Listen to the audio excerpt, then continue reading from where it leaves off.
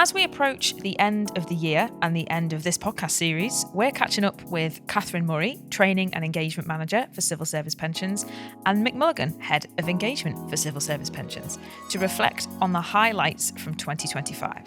Mick, Catherine, it's great to have you here. Thank you very much. Yeah, thanks for having us. So as Emily mentioned, we're approaching the end of the year and of this fourth season of the podcast. So maybe Catherine, we'll start with you and then we'll move on to you, Mick. What have been your highlights of the year? I think for me, Civil Service Live was a real highlight this year. So across the summer, we visited all of the Civil Service Live locations. We had Glasgow, Cardiff, Newcastle, London, Liverpool and Exeter. And we ran an exhibition stand at each of them and delivered presentations as well to around 4,000 members of the pension scheme visited the stand across all those events. And we had about 5,500 people attend the presentation that was delivered as well. So historically, we're one of the most popular stands at Civil Service Live, and that continued this year as expected. Everyone obviously really wants to know more about the civil service pension. Wow, incredible. What about you, Mick? Yeah, I mean, just echoing what Catherine said, I think we've been doing Civil Service Live since about 2017, and I think we've gradually seen a real increase in the attention on pensions and the stand. I think this year we were voted 5th most inspirational presentation at all of the events, which was a really big win for us. But again, it's not necessarily about, the accolades that people on the stand and the presentations get, albeit that they've done a fantastic job. It's more about us having the opportunity as civil servants to see colleagues and actually look at what the members are saying from an engagement perspective, what's working, what's not, what the current trends are. So it's a bit of a temperature check, and also making it real that actually at the end of all this activity, there is a person, there is somebody going through a retirement or a really big decision in their life about either preparing for retirement or actually at the start of their civil service journey, what benefits the pension will give at the end of that journey. So Mick, what were the key takeaways for you? So again, I think if you look back at 2017, I think there's been a real shift. Early days saw, a general sort of lack of understanding of the pension. Generally, it was I'm a civil servant, I get a pension at the end of it. I think that's really sort of flipped, and encouragingly, one of the biggest questions we got this year was about how can I boost my pension? And I don't know if that's been a reaction to COVID, where people were working from home and actually understand that actually I quite like not working in an office all the time, and what do I need to do to be able to do that in the future? So a lot of the questions were about, right, will I have enough pension when I retire? And if I don't, what do I do to increase that? So I think that for me was a real boost. One of the other things was just talking to members about understanding where they can get more information from, going on the portal and look at their benefit statements and understanding sort of where they are in that life journey and what the pension can do for that. So that was really encouraging for me. And Catherine, at Civil Service Live, what was the most common questions, topics that you got asked about by those thousands of members who came to visit the stand? I think it's a real mixed bag in terms of what we get, because you speak to members who are approaching retirement, and for them it's all about, how do I actually retire when the time comes? What's the process? What do I need to be aware of? What are the key things to watch out for to help them make those retirement decisions when we get there? Then you've got members at the other end of the spectrum who are really just starting out, and they're saying, well, I've just joined the scheme. What should I be really thinking about now? And I think we also speak to a lot of members who are at that later end and are saying, I wish I'd known all the things I know now at the beginning. And, a lot of the work we do is to try and get people engaged with that pension nice and early, so they can get the most from the scheme and be nice and prepared. So, if you start thinking about your pension in your 20s and 30s, by the time you're 60 and you're ready to retire, then you know everything and you've got all your ducks in a row and everything's there and it's all ready to go and you're happy and straight on to retirement, So it sounds like, to your point earlier, Mick, that education piece, you've got the younger people coming to the stand, they are wanting to engage, they're wanting to ask questions, they understand what a generous benefit this is. Yeah, definitely. I mean, I think one of the things we've been trying to do, and I think Catherine and her team do a really good job with this, is make more information accessible as possible. So, we fund the Pension Power sessions. They're an hour-long session that is free to members. They can just log on to the website and they can look at when sessions are available. And I think those sessions are a key part of that. And I think we are still talking to members that are unaware. And those sessions taught them through how the benefits work, how it can boost the pension, but also what it means from a family benefits perspective.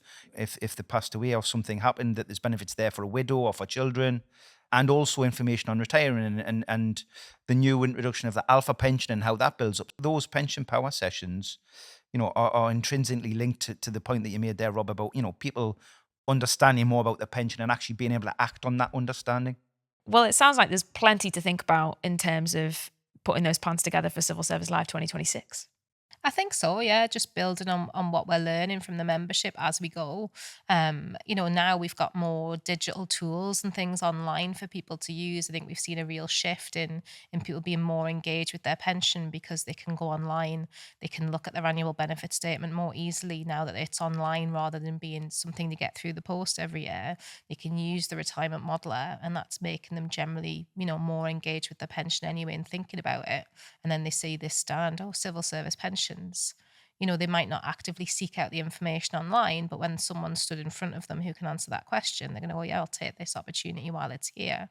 And I'll ask that question, and it just triggers, that additional step to help them really find out more, engage with it better, and help them get the most from their pension benefits when the time comes. Yeah, absolutely. And I guess tools like the modeler, so often, I talk to some of my friends who are civil servants and they say things like, I'm not really thinking about my pension right now. It's so far in the future. It's like it's invisible. And something like the modeler and even the stand at Civil Service Live just puts it right in front of their face, and it makes it feel a lot more real. It does. And I think the other key thing is, and again, it goes back to that point about there's somebody at the end of this process. But we're not trying to say this is all perfect. I think, the modeler, we developed it to reflect the changes in the situation because of remedy. And we're looking to change it again, and we'll come on to that in a little bit. But I think using Civil Service Live as a sounding board to understand, look, what's working, what's not, we take that away. This is a two-way thing. We want to listen to members. And as much as members might not think we actually are looking at what's not working and look to see what we can improve. And again, I think this year's Civil Service Live and building on to next year's, for the first time, we had Legal and General there with Tim Ferber, and he was talking about partnership, which is an alternative to the main scheme. We had some trials of what the new modeler might look like, and we'll listen to members on that as well. We had Catherine and her team answering questions from members. So we were making the stand bigger and listening to that feedback from the membership. And I think that's really key. We're not great all the time, and sometimes it doesn't work. And I think we need to listen to that and build on it and make things better as we go. Something you touched on before, and both of you, if you don't mind me saying, you've been in pensions for quite a long time between you. Those members who are getting closer to retirement, are there any themes or like patterns of behaviour, questions that you see with members who are really close to that retirement point? I mean, those members definitely tend to be obviously more engaged. I mean, I will say I've spoken to members who tell me they check the retirement modeler on an almost daily basis. Sometimes they're really focused on it because, they're ready to retire and they want to make sure that everything's in order and that kind of thing. But we've seen members definitely become more engaged over the last 6 or 7 years as we've taken steps to do more to reach those members. And I think that's maybe got rid of some of the pension myths and rumours that sit out there. And so we hear less from members now where they might be getting information wrong. We used to hear quite a lot of things. Oh, well, I've been told this by somebody. I've been told this by somebody, and it would actually be something that was false. So I think there's a lot less of that now, and members have got, good sources of information to get the actual facts that they need to help them on that retirement journey. So that's a definite trend that we've seen where things have improved in terms of member understanding because there are a lot more resources for them to draw on now, whether it's speaking to us at Civil Service Live, it's attending Pension Awareness Week sessions that guide them through the process, and all of the online resources that are there as well.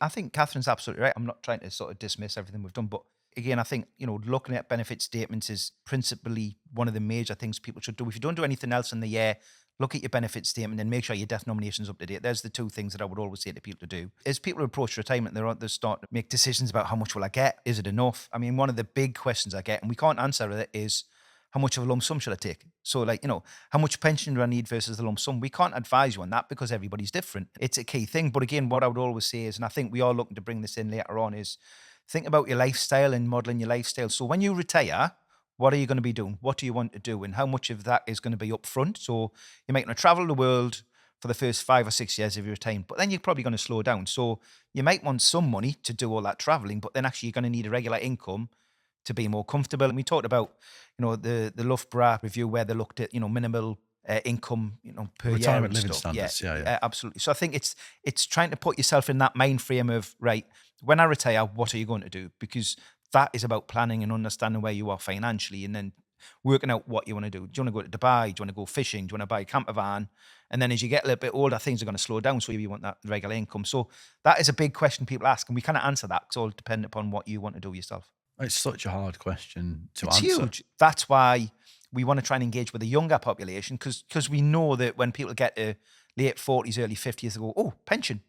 Actually, if you think about that in your 30s, you can actually start thinking about, well, am I going to have enough kind of boost things like that? So actually, when you do get later in life and you start, establishing yourself, maybe you can retire a little bit earlier, or maybe you can do a bit more when you retire. But at least being aware of things, and as I said, look at your ABS and think about your death nomination as a minimum when you're younger is one of the things I would recommend. Brilliant. Any other highlights from this year? We focus a lot on the member engagement. I think that's really critical. But again, what we mustn't forget is employer engagement. So we do twice yearly regional employer forums where we get a lot of the employers into 3 locations across the country. We do Scotland, we do Wales, and we do England. And we talk to employers about, what's been going on in the policy space, what's going on from a performance perspective. And we talk to them a little bit about, what's coming in the next 6 months. And I think those events, again, done jointly with Catherine and her team and yourself, Rob, work really well. I think it's a good opportunity to engage with employers and understand what their problems are, and also help them understand, where the scheme's going and how they can work with the scheme to make it better for both them as an employer and their employer responsibilities, but also for their members. And I think those events I really enjoy as well. They're good fun, aren't they? They are. What would you add to that, Catherine? I mean, my team and I are dealing with members every single day with pension power sessions and other training like pre-retirement courses and things like that. And we all genuinely love how we can help support members and help them better understand the scheme. And it's really nice when you're with someone and they have that kind of penny drop moment where something maybe wasn't clear before, and you're able to really put it in context and in terms that it just makes it seem really clear, and just help them on that road to retirement so they can understand what the scheme can do for them and how they can get the most from their benefits. So we're lucky enough to get to do that, day in, day out with all of the people that we speak to. And it's just a constant highlight for us. There's been quite a bit in the news lately about people not having enough for retirement. And one of the purposes of this podcast is to make pensions and money in retirement less daunting for people. What other tools, techniques are you looking at to help with that agenda? I think we've talked a little bit about learning from, the feedback we get from members. So there's a few things that we're looking to develop in the future, which should be coming sort of early 2026. The modeler that we've got now needs some work on it. We're looking to change that. And as I said, we had it at Civil Service Live where we had members looking at the new proposed modeler. It's more aligned with government digital standards, so it's a bit easier to sort of navigate and understand. And we've listened to the feedback from members, and we've took a little bit from the original modeler, and we've took some from the new modeler, and we've trying to sort of amalgamate that into the future modeler. So I think hopefully when that lands, it will be really good. But as part of that, it's not just to model in how much your pension will be, but to your point, Rob, it's then understanding how much you need. So as part of that work, we're looking at a lifestyle modeler where you can look at your income from the pension perspective, do some checks and balances against actually how much will I expect. This is me bill. This is what I would like to spend on clothing and food and travel. And actually, is there a shortfall? And if there is, how do I then build on that with added pension or something like that? So I think all of that information and making that as easy or as accessible as possible is got to be where we're going. There's a lot of stuff in AI coming along as well. So how we can play that into the sort of mix. And also about understanding where their query case or whatever else is. So one of the big things at the minute with the service is that somebody might be in a retirement or raise a query, but it's understanding where it's at. And it's, if you look at all the digital services now, you can generally go in and say, right, my query's up to here or wherever it is. So again, looking to bring in that traceability of, if I've asked a question, where is it? When will I get a response? So from a delivery perspective, it's helping the member understand where something is, but also putting an element of onus on the administrator to sort of say, actually, we need to keep a track of this because actually the member or the employer can say where something's up to. So all of that digital functionality is coming, and I think it's going to be developing over time. That lifestyle modeler sounds really interesting. Is that something that would kind of use the data from that University of Loughborough study we were talking about, the retirement living standard? So that would be part of it. So yeah, so aspiration is that it would take your information from your benefit statement and plug that into it, and then it would bring in right, if you're on this amount, it would be a minimum living standards and medium and high. And if you've seen the Loughborough report, that's how it works it out. So it stops to help you understand, where you sit in that sort of range. And then, as I said, you can build in if you've got extra income. So, when the state pension kicks in, because that's not an insignificant amount. If you've got any other sources of income. So you look at your overall source of income, you balance that against your outgoings. Will you have a mortgage? Will you not? Will you have a car? Will you not? All the bills. And it helps you understand and almost map your lifestyle going forward, which is, part of that whole planning process. Yeah, absolutely. And that's the beauty of this podcast, because we've got episodes about the retirement living standards and about the role of the state pension. I think they were episodes 1 and 2. So please go back and listen to those if you haven't already. Can I just add something on the retirement living standards? Because, I love them and they're a really good base for people if they need somewhere to start from. But I think some people might look at them and say, that's more money than I earn right now, so I don't need that to live my standard of living. So I just think it's important to say, they're just there as a tool. And if you look at them and go, that's not realistic for me, then that's okay. If you look into the real detail of them, it's quite interesting. For me, everyone in this room knows I like a holiday.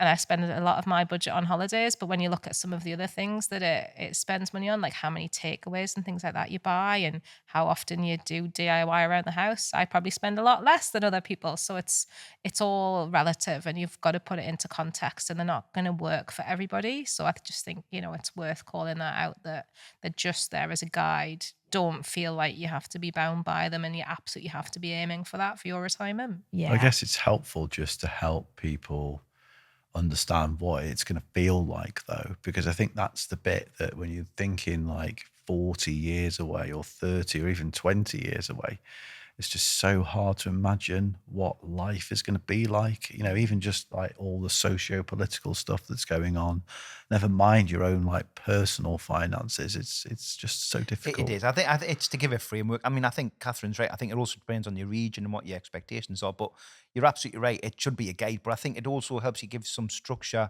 to the thinking behind that. If we can help members to start thinking in that manner and actually start putting the finances together and at least thinking about what it is going to be in the future, rather than getting to, I've just retired, what I'm going to do now. At least if people start thinking about it in some structured way, then at least they can start planning it out. It's like a jigsaw. That's what I like to say to people. You're getting all the pieces ready and putting them all together. That's why we want people to look at their annual benefit statement, and then we want them to use the retirement modeler.